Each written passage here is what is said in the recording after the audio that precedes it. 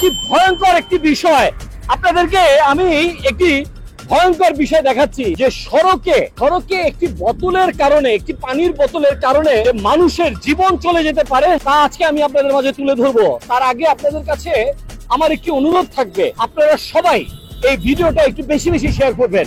আজ থেকে কয়েক মাস আগেও ঢাকা মাওয়া এক্সপ্রেসওয়েতে এরকমই একটি পানির বোতলের কারণে জীবন চলে গেছে এক মোটরসাইকেল আরোহী। হয়তোবা এই বোতলটির কারণে কারো জীবন চলে যেতে পারতো। এই যে চলন্ত বাস থেকে এই যে বাসগুলো যাচ্ছে, মানুষ তার প্রয়োজনে বোতলের পানি খাচ্ছে, কারণ বাংলাদেশে কিন্তু এখন প্রচন্ড গরম চলছে। এক বোতল পানি হলে তার জীবনটা বাঁচে, কিন্তু আবার এই পানির বোতলেই আরেকজনের জীবন চলে যাচ্ছে।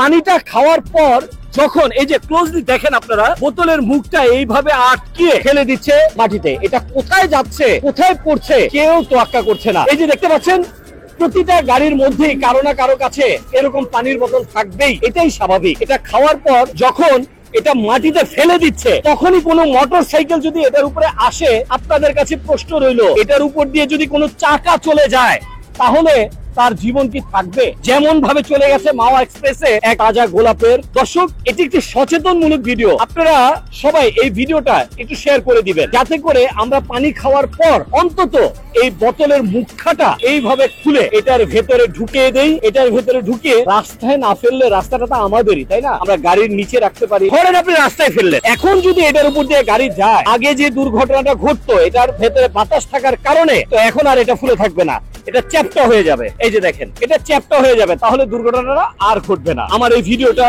প্রত্যেকে একটা করে শেয়ার করবেন, যেন সবার কাছে এই প্রতিবেদনটা ছড়িয়ে যায়। কে না খায় পানি, যে সকল প্রাণীর এই পানি খাওয়া প্রয়োজন।